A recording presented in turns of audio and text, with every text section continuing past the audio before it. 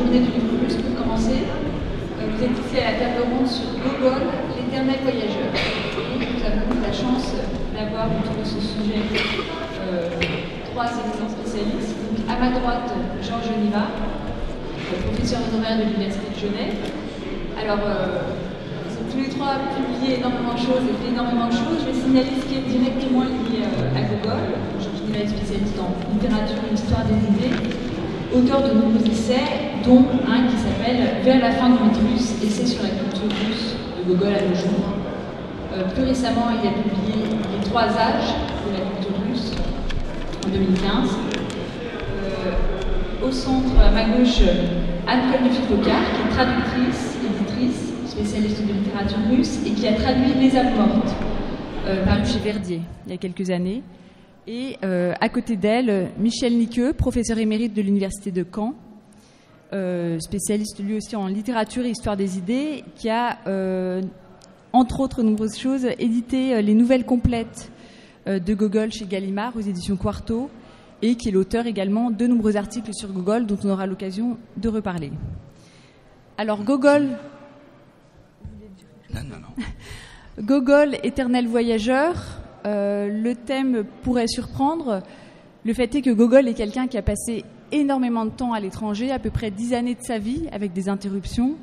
Donc il a voyagé dans différents pays, en Italie principalement, en Allemagne, en Palestine.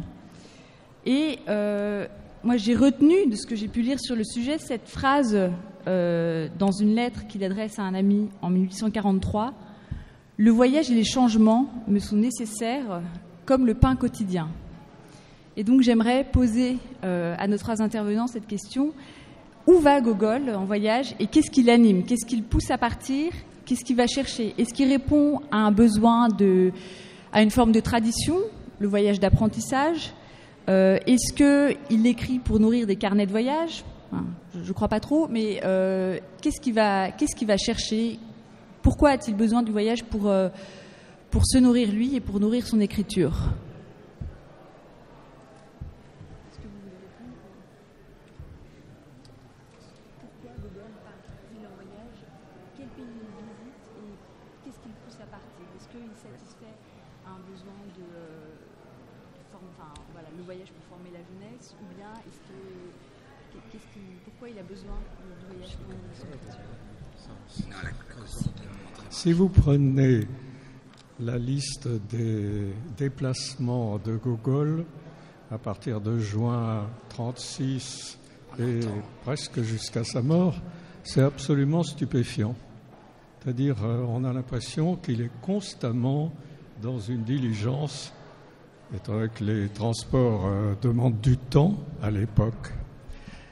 Et je vous dirais, par exemple, il part en juin 1936 avec son ami ukrainien Danilevski, Hambourg, Brême, Düsseldorf, Aix-la-Chapelle. Il visite plusieurs villages le long du Rhin, Baden-Baden, qui est une étape obligatoire pour tous les Russes. À l'automne, il arrive en Suisse. Il s'installe à Vevey, il reste un certain temps à Genève. Ensuite, il va à Paris. À Paris, il habite place de la Bourse, une maison que vous pouvez encore aller voir d'ailleurs. C'est là qu'il rencontre Madame Smirnov, qui l'introduit dans beaucoup de salons.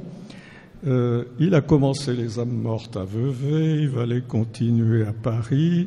Il écrit à tous ses amis « Je suis en train de faire quelque chose d'immense ». Il va avoir des quantités d'expressions emphatiques pour décrire ce qu'il est en train de faire pendant ses voyages. Là, les premières expressions, c'est un léviathan qui se prépare, que je prépare. Et puis, il va ensuite à Gênes. Il apprend que Pouchkine est mort en duel. Alors là, je voulais vous dire, moi j'ai traduit un texte de Marc Kharitonov qui s'appelle « Une journée en février », qui décrit un moment des voyages de Gogol.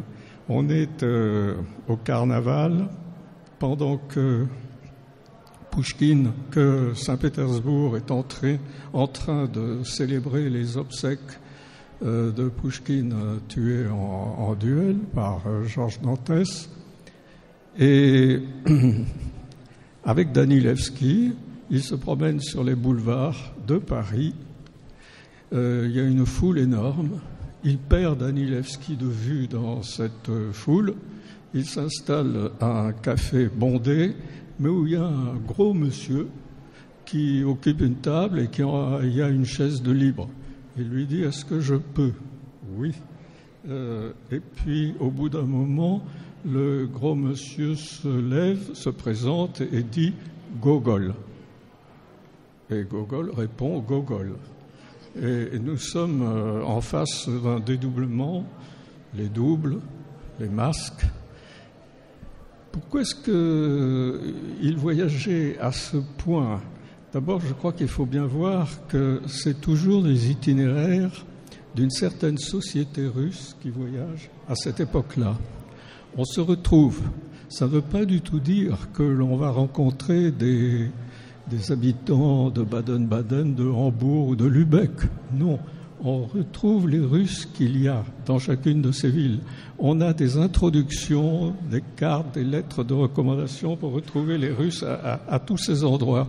Donc en fait, on voyage dans une espèce de, si vous voulez, de petite diligence mondaine qui est entièrement russe, où l'on ne voit que des Russes, où l'on ne parle souvent que russe, bien qu'on connaisse l'allemand et le français, et où l'on discute de quoi ? Eh bien, comme on est loin de la Russie, on discute de la Russie, c'est plus facile. D'abord parce qu'en Russie même, il y a une certaine censure que, par exemple, Alexandre Pouchkine a ressenti lorsqu'il a voulu discuter des problèmes politiques avec les autorités de son pays, en particulier avec l'empereur. Il a cru que c'était chose faisable. Et puis, pendant ces voyages, Gogol, il voit la Russie de loin, il évolue, ça on va en parler. Ces voyages, il va les représenter à l'intérieur de la Russie, c'est les voyages de Tchitchikov. À ce sujet-là, il faut dire qu'il y a une traduction extraordinaire que vous avez faite en français.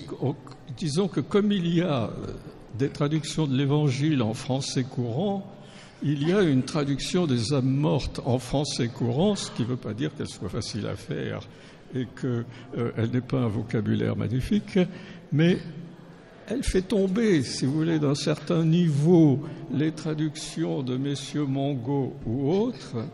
Je rappelle que le tout premier traducteur des âmes mortes explique dans sa préface que c'est un texte tellement immense, énorme, avec des phrases qui durent 2 pages et demie, que j'ai été obligé de le raccourcir, de le passer au peigne fin pour qu'il soit supportable par des lecteurs français. Et voilà, être supportable par des lecteurs français. D'une façon générale, il y avait un problème avec Gogol, c'était dans quelle mesure il était supportable. Vous lisez sa correspondance avec Serge Aksakov, ou bien les mémoires de Serge Aksakov sur Gogol, on l'aime bien, il est génial, il est extravagant, mais il est insupportable. Et alors cette bougeotte continuelle a-t-elle un sens ? Elle va finir par, transformer Gogol d'un petit Ukrainien en un Saint-Pétersbourgeois qui écrit sur Saint-Pétersbourg, mais de loin. Ensuite, en un Homère des âmes mortes. Et puis ensuite, en une sorte de père fouettard de la société russe. Ce sont les morceaux choisis de la correspondance avec mes amis, où je vous rappelle que là aussi, il dit, il faut voyager. Il faut voyager. En russe, je crois que c'est «надо по России проездиться». Alors, ces conseils pour voyager à ce destinataire, pour comprendre la Russie, tu dois voyager.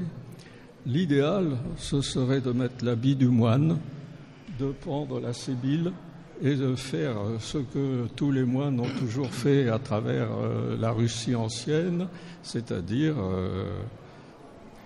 quêter pour leur monastère. Pourquoi ? Parce que la Russie est un monastère. La Russie est notre monastère. Alors cette idée de pèlerinage, de voyage et en même temps cette bougeotte extraordinaire font partie de lui.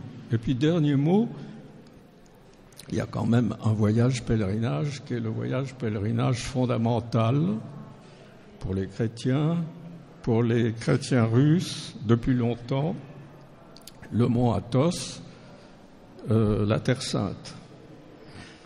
Alors, dans la correspondance, on voit Gogol parler, mais maintes fois, je vais faire ce pèlerinage, je vais y aller. C'est presque de façon insupportable. J'y vais pas, j'y vais pas. Et pour finir, il y est allé, ça n'a rien donné. Vous n'avez aucun grand texte. Un seul petit texte où il dit, oui, j'ai été au Saint-Sépulcre, j'ai pas pu prier.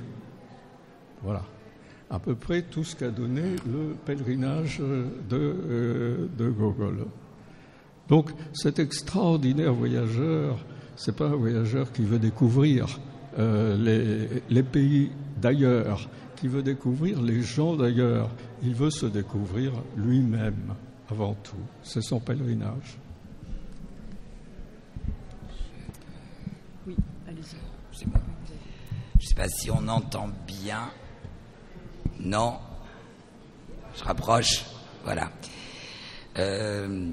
Bien sûr, Georges Niva a dit déjà beaucoup de choses. Effectivement, je pense que le voyage pour Gogol, j'insiste sur ce que vous avez dit, c'est une façon de mieux voir la Russie. Il n'est pas le seul d'ailleurs écrivain à avoir cette position. On voit mieux la Russie de l'étranger. Tourgueniev, d'une certaine façon, a aussi cette position. Et il y a aujourd'hui des écrivains russes contemporains qui ont la même position, qui écrivent de l'étranger, qui vivent partiellement ou constamment à l'étranger parce qu'ils ont l'impression de mieux voir de loin, ce qui se passe en Russie. En ce qui concerne, juste puisque vous avez eu la gentillesse de parler de ma traduction, je voudrais juste préciser 2 ou 3 choses. La langue d'aujourd'hui ou la langue quotidienne, oui. Malgré tout, j'ai fait très très attention et vous ne trouverez dans ma traduction, mais je ne vous dirai pas où, parce que pour moi c'est un ratage, que 2 anachronismes par rapport à l'époque de Gogol. Moi je sais où ils sont, mais je ne le dirai pas. Sinon j'ai essayé. Alors pourquoi est-ce que j'ai voulu tenter une retraduction des âmes mortes, ce qui n'est pas facile du tout? C'était parce que j'avais remarqué que dans les lecteurs de Gogol qui ne lisaient pas le russe, chaque fois qu'ils lisaient les âmes mortes, ils avaient l'air absolument sinistres, d'une tristesse totale, alors que quand on lit le texte original, on rit beaucoup, même si c'est pas forcément très drôle, mais on rit beaucoup. Et j'ai compris pourquoi en retraduisant, c'est-à-dire que là encore, c'est pas le voyage, mais c'est quand même de l'ordre du voyage. Il voyage beaucoup à travers la langue et les niveaux de style et les registres. D'abord, il y a ce texte est un voyage, et on est à la fois c'est très difficile à traduire et en même temps on est porté par le rythme des voyages de Tchitchikov, par sa découverte, sa recherche des âmes mortes, son échec ensuite, la poursuite et son départ forcé. Et ça porte beaucoup le traducteur, parce que l'écriture avance, et elle avance vite, au rythme de la troïka, quasiment. Ensuite, voyage dans les registres, et ça c'est à la fois très gogolien et en même temps très russe. Vous avez une phrase qui commence dans un registre très élevé, hein, heureux qui comme Ulysse, etc., etc., et qui retombe dans un langage extrêmement populaire, familier presque, heureux qui comme Ulysse, et au bout d'une page et demie, et malheur aux célibataires. Par exemple, pour ne donner que cet exemple-là. Et ça, c'est extrêmement difficile à rendre en français, la langue française étant beaucoup plus lisse d'une certaine façon, et jouant moins que la langue russe sur les registres. Pour en revenir au thème de cette rencontre, je crois que il faut quand même distinguer dans tous les voyages et les séjours de Gogol une ville qui a été pour lui très importante, c'est Rome. Je crois que Rome, d'abord, il y a passé beaucoup de temps, il y a écrit beaucoup de choses, et si on regarde les récits de Saint-Pétersbourg, on s'aperçoit qu'il y a eu une édition au moins, vous me direz si je me trompe, Michel, au moins une édition où son texte Rome était rattaché au récit de Saint-Pétersbourg. Et on sent très nettement, notamment dans, je crois que c'est dans le portrait, on sent que Rome est un peu l'antithèse de Saint-Pétersbourg. Saint-Pétersbourg étant une sorte d'enfer et Rome étant une sorte de paradis, aussi lumineuse comme ville, aussi ensoleillée, aussi claire et radieuse que Saint-Pétersbourg peut être brumeuse, froide et sans lumière. Je noterai aussi, et je m'arrêterai là pour passer la parole à Michel, l'intérêt de Gogol non démenti pratiquement toute sa vie pour la géographie. J'avais traduit un article qu'il avait fait sur la géographie et comment enseigner la géographie aux enfants. Tout en disant, bon, l'histoire, oui, l'histoire c'est intéressant, mais la géographie c'est beaucoup mieux. Et c'est bien plus nécessaire que l'histoire. Cette géographie, elle est tout à fait étonnante. C'est-à-dire que ce qui l'intéresse, c'est pas forcément ce qui intéressait les géographes de son temps, même si il s'appuie sur les travaux de géographes de son temps. Mais c'est une géographie presque, je dirais, à l'ancienne et presque mythique. Ce qui lui importe, c'est le sous-sol. Il en parle beaucoup du sous-sol, mais pas pour donner les différentes couches qu'il peut y avoir dans le sous-sol, mais on a tout de suite le rapport aux enfers dans la tradition, dans de nombreuses traditions. C'est quelque chose de tout à fait étonnant, et parce que c'est un texte pédagogique en plus. Donc il expliquait que pour que les enfants cernent bien les questions de géographie, il fallait qu'ils mettent en couleur, dans telle couleur tel pays, dans telle autre couleur tels autres pays, qui étaient moins intéressants parce que moins proches de la Russie. C'est une géographie, c'est vraiment une géographie qui lui appartient complètement et qui est passionnante.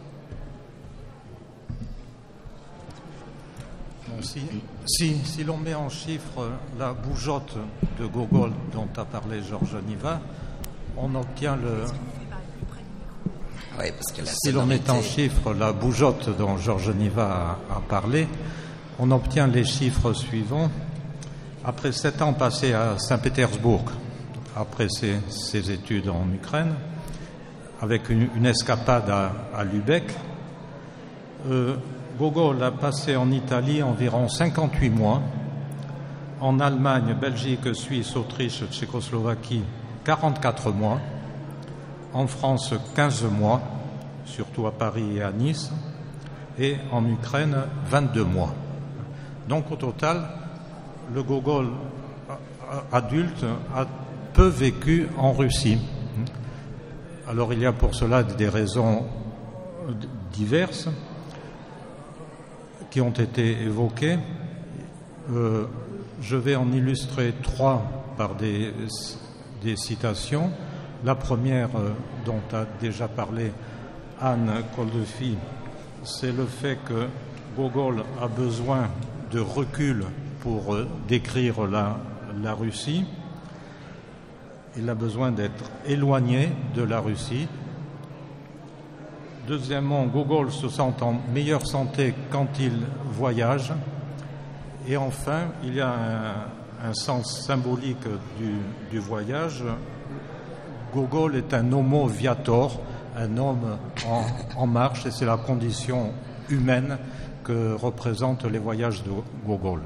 Alors, quelques citations pour illustrer ces trois raisons, ces trois sens de l'itinérance de Gogol. Il est dans ma nature de ne pouvoir me représenter vivant le monde qu'à condition de m'éloigner de lui. Voilà pourquoi c'est seulement à Rome que je suis capable d'écrire sur la Russie, dans une lettre à Pletnyov de 1842. Ailleurs, j'ai besoin d'être loin de la Russie pour n'en demeurer que plus vivement en pensée en Russie. Encore une citation. Pour écrire, je compte beaucoup sur le voyage. En voyage, le contenu me vient habituellement à l'esprit et se développe. J'ai peaufiné, abdielival, presque tous mes textes en voyage. Et de fait, Gogol écrit beaucoup dans les hôtels ou les appartements qu'il loue. Et il dit à Anienkov en 1938, « Ça m'amuse de penser que j'écris les âmes mortes à Paris. Мне даже смешно, как подумать, что пишу мертвых душ в Париж. » À côté de ce besoin de recul, il y a une raison physique, physiologique même. Gogol se sent mieux en voyage. Par exemple, en octobre 1840, il tombe malade à Vienne, à la fois physiquement, il a une gastrite, et psychologiquement de la dépression. Et il écrit même son testament, dit-il, pour qu'au moins mes dettes soient payées sans tarder après ma mort. Mais, continue-t-il, mourir au milieu des Allemands me paraissait terrifiant. Je demandais à être mis dans une diligence et être conduit en Italie. Arrivé à Trieste, je me sentis mieux. La route, mon unique remède, avait fait son effet cette fois encore. Et là, il a envie de faire un long voyage jusqu'au Kamtchatka, dit-il. Plus c'est loin, mieux c'est. Je vous assure que j'aurais été guéri, mais jusqu'à Rome, je n'avais que 3 jours de route. C'était pas beaucoup.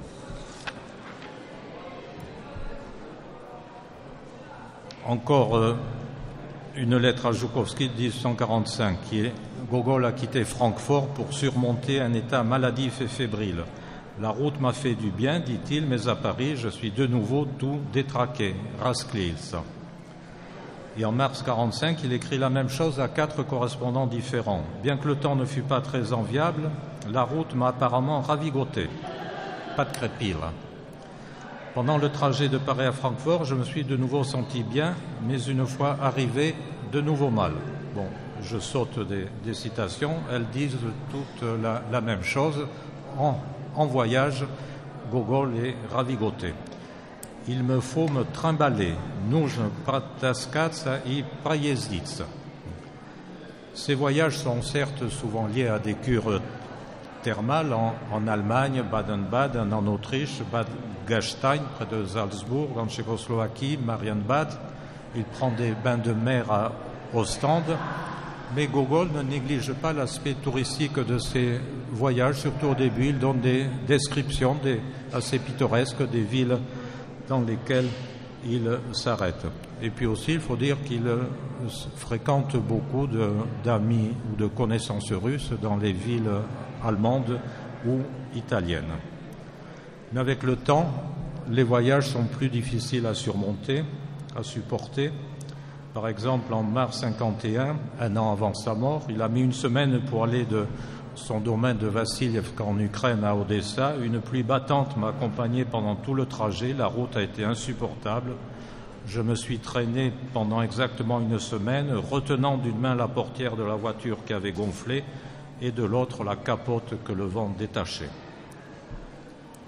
Alors symboliquement, le voyage est pour Gogol l'image de la vie humaine, qui est un pèlerinage. L'homme est en chemin, c'est l'homo viator, skitaliets, et la condition de l'homme est celle d'un pèlerin qui ne fait que passer et dont le but final est d'arriver au ciel. Et Gogol développe cette métaphore de la route dans une lettre à son ami Danilevski. C'est la métaphore du chemin. Tous deux, dit-il, nous avons pris en même temps le chemin que suivent tous les hommes.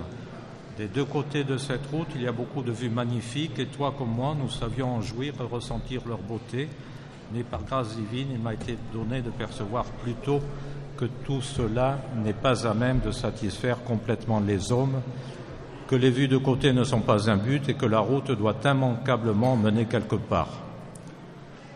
J'admirais ce qu'on voyait depuis la route, mais je ne voulais pas la quitter pour cela, sentant que ce qui nous attendait devant devait être mieux, car sinon cette route si large et si belle n'aurait pas lieu d'être, et qu'il était déraisonnable de livrer toute son âme au terrestre, à ce qui peut nous tromper et qui nous est donné à terme. Et avec le temps, avec l'âge, dit-il, ma vue interne s'éclaircit de plus en plus, je vois peu à peu plus clairement ce qu'il y a devant, je continue ma route avec plus d'entrain et je n'échangerai pas une minute de cette joie, même pour la jeunesse, même pour la fraîcheur des premières impressions.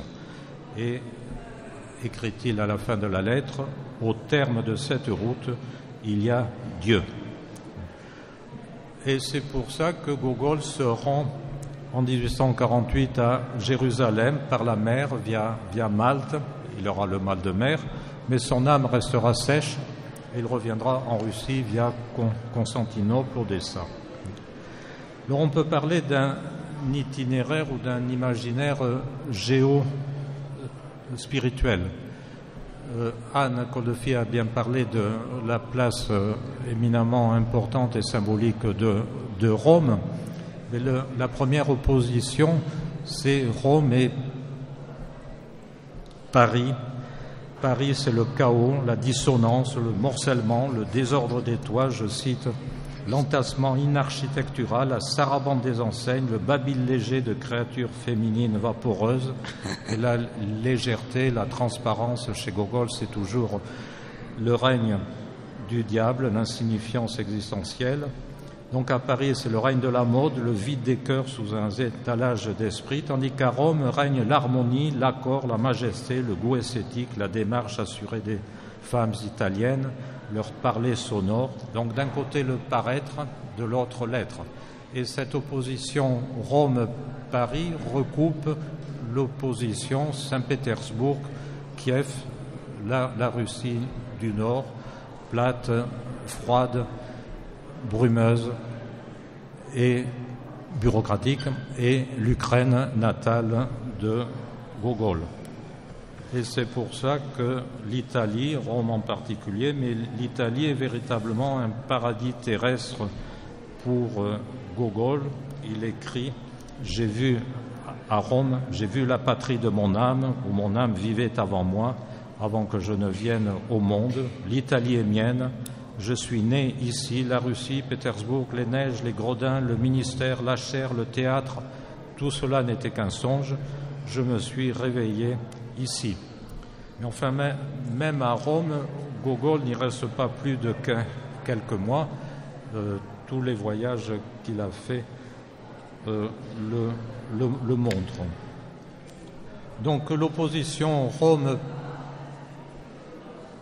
Rome-Paris recouvre l'opposition romantique entre la culture organique, spirituelle et la civilisation matérielle, artificielle, irreligieuse, liée à l'idée de progrès. Et si Rome a ce sens symbolique pour Gogol, c'est que le progrès ne l'a pas atteinte. Alors, il y a une chose intéressante, alors que les slavophiles opposaient la Russie à l'Occident, Gogol trouve dans l'Occident même un îlot préservé de la civilisation, du rationalisme, du progrès, un îlot de ce même Occident. Et Rome, dans la nouvelle du même nom, Rome, qui effectivement est placée de manière très significative à la fin du recueil des nouvelles pétersbourgeoises. Donc Rome est appelée à régénérer toute l'Europe, car la civilisation européenne ne l'a pas touchée. Je cite Gogol, elle ne lui a pas infusé le glacial venin du progrès. Donc de manière très originale et paradoxale, Rome devient une image de la Russie idéale que Gogol est allé chercher à travers toutes ses pérégrinations. Enfin, je recommande beaucoup la lecture de ce récit Rome, qui d'habitude, enfin qui ne fait pas partie des éditions de poche des nouvelles de Gogol, mais qui est vraiment fondamental pour comprendre cette géospiritualité de Gogol. Merci beaucoup. Alors j'aimerais vraiment maintenant vous poser vous faire réagir face à cette affirmation de Abraham Terz ou Andrei Siniavski, donc auteur de l'ouvrage Dans l'ombre de Gogol, qui a été traduit par Georges Niva. Et Siniavski explique que Gogol est un arpenteur terrestre, un conquérant de terres toujours nouvelles. Il reparle de ce rapport idéalisé à l'Italie qui, comme vous l'avez tous les trois souligné, est vraiment ce qui permet à Gogol de se transformer et de parler de la Russie. On a quand même ce paradoxe énorme qui est que c'est en Italie principalement, en Italie, en Suisse, à l'étranger, que Gogol écrit son grand œuvre, qui est un texte qui parle profondément de la Russie, Les âmes mortes. Et donc Siniavski finit par dire que sans l'Italie, les âmes mortes n'auraient pas pu exister. Qu'est-ce que vous en pensez et pourquoi ? Je vais donner la parole d'abord à Georges Niva.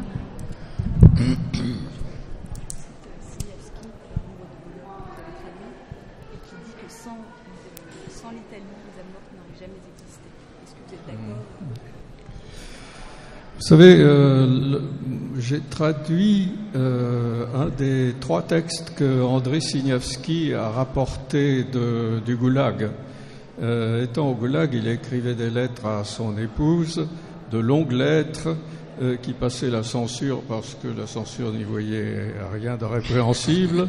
Il y avait son Pouchkine, il y avait sa voix dans le cœur, et puis il y avait la prose de Gogol. Et bon, il commence par parler de ce fameux épisode où dans son testament, Gogol est extrêmement préoccupé de ne pas être enfermé au moment de sa mort encore vivant, de ne pas être enterré encore vivant. Il parle de la légende qui veut qu'on a retrouvé en ouvrant le cercueil des griffures qui prouveraient que Gogol a été enterré encore vivant, exactement comme il en avait peur à l'avance. Et puis, il parle de la prose. Dans le don, Dar, Vladimir Nabokov parle beaucoup et de Pouchkine et de Gogol, et son héros déménage de la rue Gogol, de la rue Pouchkine à la rue Gogol. Et c'est un petit peu le déménagement auquel est invitée toute la prose russe, toute la littérature russe, soit dans un sens, soit dans l'autre. Alors, qu'est-ce que c'est que cette prose ? D'abord, encore un mot sur Siniavski. La prose, c'est une sorte d'inondation, c'est une sorte de grand polder. Ça remplit tout. Tandis que la poésie, c'est davantage des montagnes, enfin des montagnes au sens russe, des collines. Et par conséquent, la prose est absolument... elle doit être informe. Autant la poésie doit avoir une structure et un squelette apparent, autant la prose n'en a pas. Alors évidemment, la prose de Gogol lui fournit énormément d'exemples magnifiques, avec ces phrases que M. de Charère, le premier traducteur, n'arrivait pas à traduire. Voilà, excusez-moi. Et Gogol était aussi informe. Il ne faut pas trop se laisser capter par la tentative d'interprétation de toute sa vie et de tout son pèlerinage qu'il a tenté de donner, et que ses amis récusaient parce qu'ils le voyaient dans la vie. Moi, j'ai fait une petite étude sur Gogol, sa mère et ses deux sœurs. Bien qu'il ne gagnait pas beaucoup d'argent, il voulait aider mère et sœurs et surtout gouverner leur vie. Alors, il est chez les Aksakov, il écrit à Optina, au starets Ambrosi, en lui disant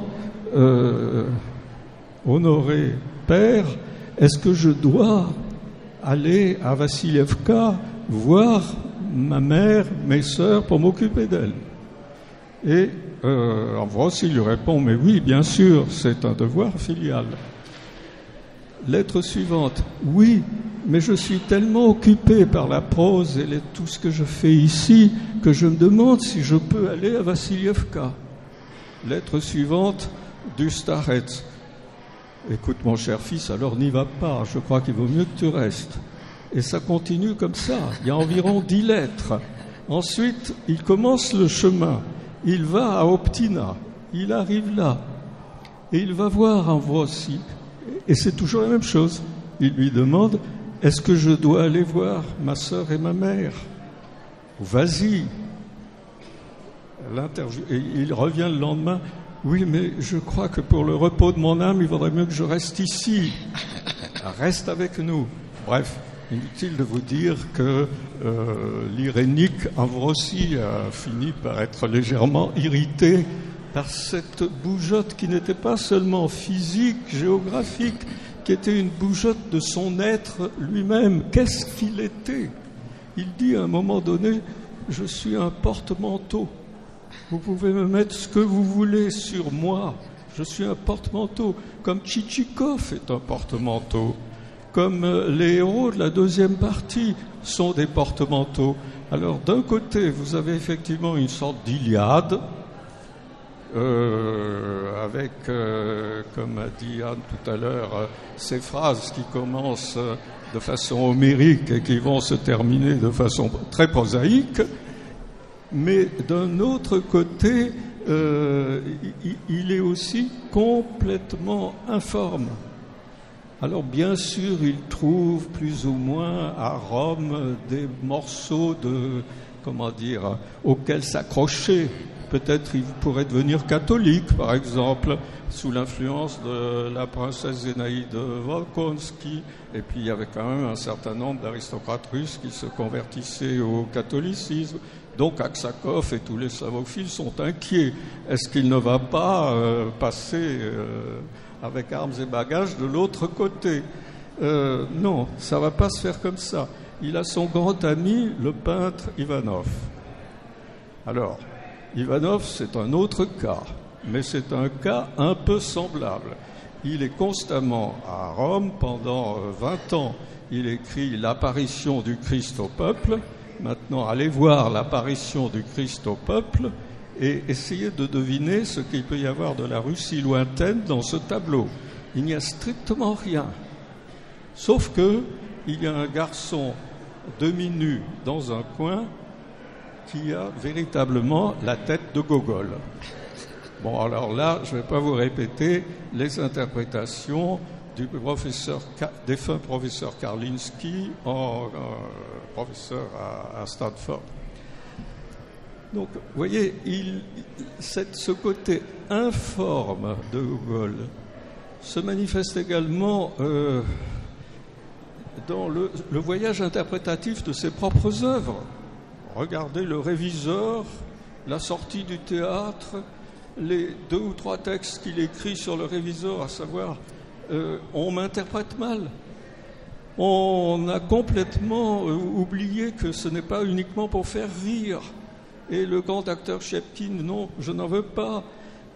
Et par conséquent, c'est un petit peu comme sa correspondance avec Amfrossi, c'est-à-dire je suis tantôt un prédicateur, sauveur de l'humanité, tantôt je suis un simple histrion. Alors il a été au début, et là je crois qu'on n'en a pas parlé, il faut ajouter un mot,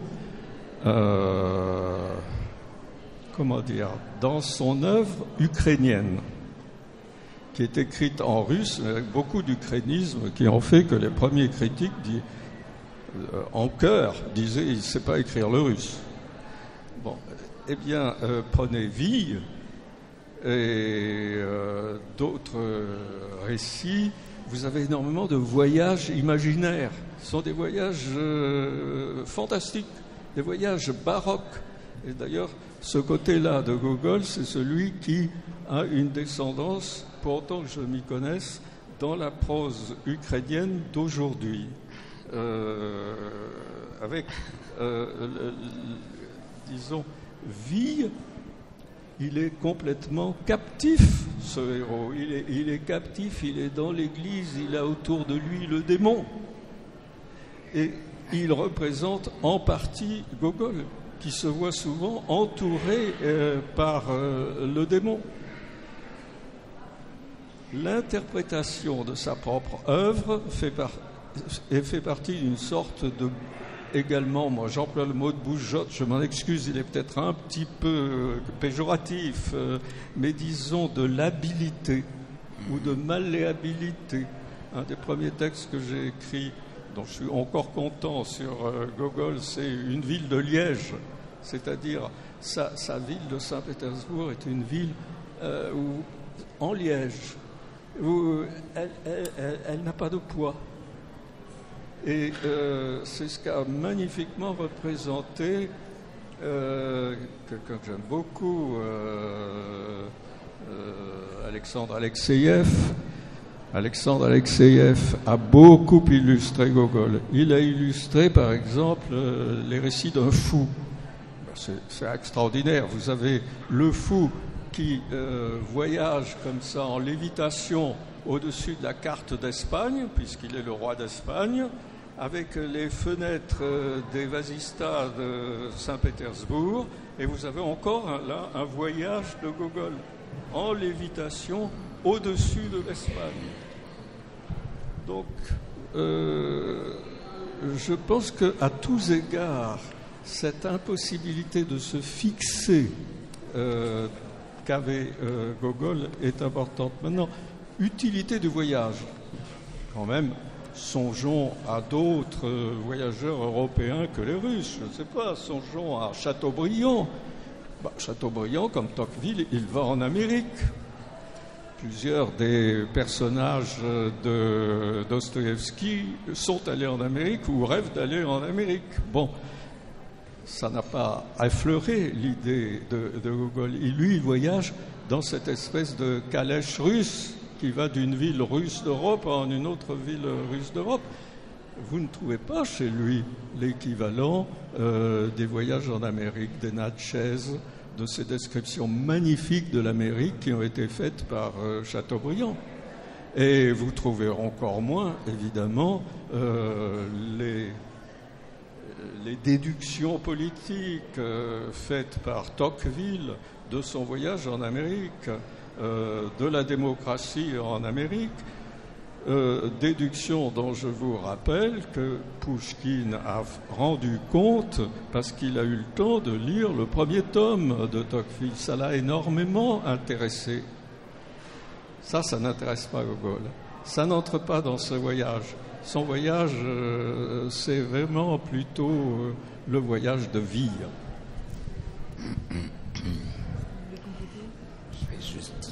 Mot parce que c'est l'heure, je pense. Oui, je vais juste dire un petit mot. Ah, pardon. Excusez-moi. Juste dire un petit mot pour conclure, plus ou moins. Enfin, je laisserai la parole pour conclure à Marie. Effectivement, je pense qu'il y a deux... je suis tout à fait d'accord avec ce que vient de dire Georges Niva, c'est-à-dire ces voyages qui sont aussi des quêtes spirituelles. En tout cas qui correspondent à une angoisse profonde, permanente, qui peut relever de l'agitation d'ailleurs, pure et simple, mais qui au fond s'inscrivent aussi dans toute une tradition, je dirais, pas uniquement littéraire, mais russe. Hein, cette idée du stranstrovenie, hein, de l'idée du pèlerinage, mais qui n'est pas forcément religieux, c'est-à-dire on va vers l'horizon, on va vers le point où, dans la tradition populaire et pas seulement, où la terre et le ciel se rejoignent et où on espère arriver au ciel. À ceci près qu'il y avait l'autre idée populaire de Russie qui était que la terre était plate et quand on arrivait au bout, à l'est, on ne trouvait pas le point de jonction entre la terre et le ciel, mais on tombait. Et on tombait où? En enfer. Il y a quand même quelque chose de semblable, il y a cette influence, de mon point de vue, chez Gogol. Je voudrais sortir du voyage, puisque là on est presque à la fin, et tout simplement pour le nombre de personnes qui sont ici montre qu'il y a un intérêt pour Gogol. Et j'ai lu d'abord avec plaisir et ensuite avec indignation le passage du dernier roman de Houellebecq où Sérotonine, où son héros dit, qui est un héros assez dépressif, je dois dire, où il dit finalement dans ma dépression j'ai commencé à lire, je lis très peu depuis quelque temps, je lis pas vite et rien ne m'intéresse. Et je suis enthousiasmé par Les âmes mortes de Gogol que je lis maintenant. Alors là, j'étais ravi. Et ensuite, c'est de cet auteur russe un peu oublié que je me sens le plus proche. Alors l'auteur russe un peu oublié, ça, j'ai trouvé que c'était dur à avaler.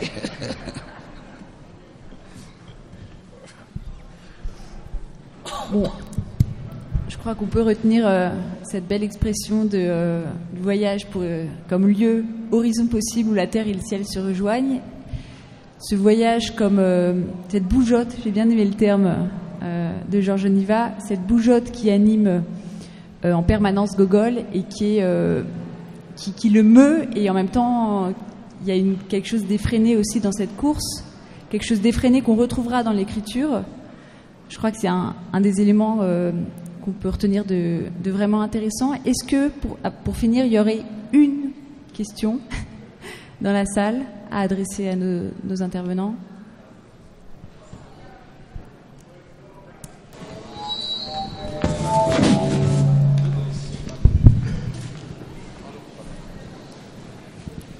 Bon, je ne vais pas reprendre la fameuse phrase de Malraux qui dit qu'on voyage pour des raisons sexuelles ou sanitaires, vous l'avez montré. La petite question que j'ai, comment se fait-il, est-ce qu'il a été attiré par Athènes, Constantinople, le fameux bouquin de Chestov, Athènes? Bon, Rome, c'est brillant ce que vous avez dit.